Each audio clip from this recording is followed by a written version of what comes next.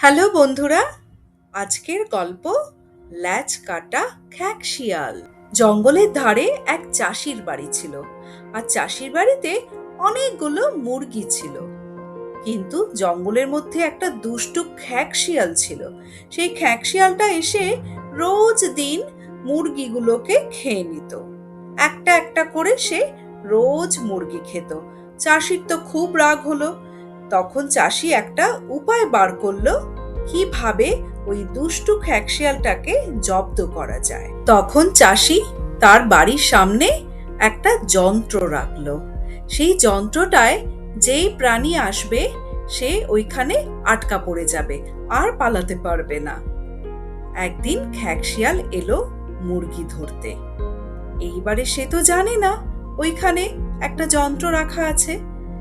সে ওই যন্ত্রের মধ্যে আটকা পড়ে গেল। ওরে বাবারে, মারে, আমাকে কেউ বাঁচারে বলে সে চিৎকার করতে থাকলো, কিন্তু কিছুতেই নিজেকে ছাড়াতে পারলো না।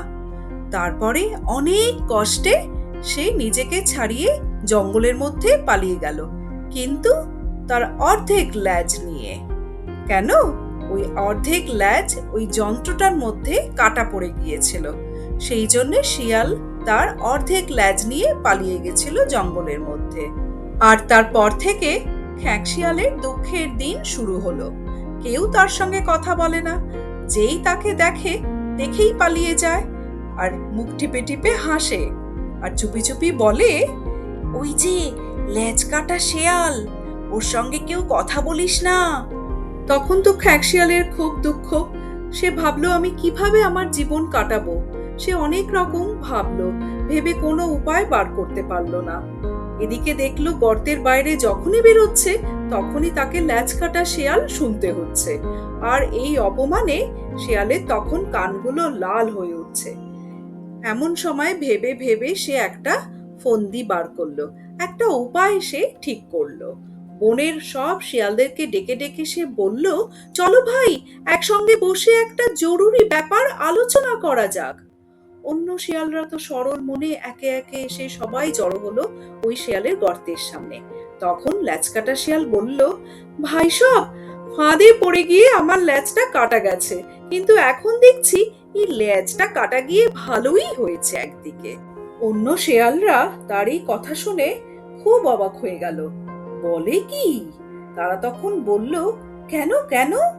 ল্যাজকাটা বলল, এখন খাসা আছি ভাই, চলতে ফিরতে একদম কষ্ট হয় না, চট করে গর্তে ঢুকতে আর বেরোতে পারি, আর ওই শিকারী কুকুরগুলো তাড়া করলে লতা পাতায় লেজটা আটকে যাওয়ার ভয় নেই গো।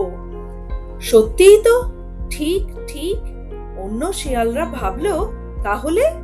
ল্যাজকাটা বলল, তাহলে আর কি, তোমরাও ল্যাজ কেটে ফেলো আর আমার মতন ঝাড়া হাত পা হয়ে যাও। ল্যাজ কেটে ফেলতে হবে? অন্য শিয়ালরা যখন এইসব ভাবছে তখন এক বুড়ো শিয়াল বলে উঠল, ও ভাই ল্যাজ কাটা, তোমার মতলবটা কি? ল্যাজ কাটা বলল, মতলব আবার কি, সকলের ভালোর জন্যই বলছি। বুড়ো শিয়াল বলল, না গো, তোমার মতলবটা একটুও ভালো না। তুমি সকলের ভালোর জন্য একটুও ভাবছো না, নিজের সুবিধের জন্যে ভাবছো। তাহলে ওরাও তো তোমার মতন ল্যাজ কাটা শিয়াল হবে, তাই না? তুমি তো ওদের ভালো চাইছো না, তুমি তো ওদের খারাপ চাইছো। তারপর বুড়ো শিয়াল সকলের দিকে ফিরে তাকিয়ে বলল, এর কথা কেউ শুনবে না তোমরা। ভাই সব, তোমরা সবাই চলে যাও, ও তোমাদের ভালো চাইছে না। তাই নাকি, তাই নাকি? সবাই একসঙ্গে বলে উঠল। তারপরে সব শিয়ালরা সেই বুড়ো শিয়ালকে ঘিরে ধরল। বুড়ো শিয়াল তখন ল্যাজকাটা শিয়ালের মতলবের কথা সকলকে বলল। ধরা পড়ে গেল ল্যাজকাটা খ্যাঁক শিয়াল। আর তারপর থেকে সেই দুষ্টু খ্যাঁক শিয়ালের সঙ্গে আর কোনো শিয়াল আর কথা বলতো না।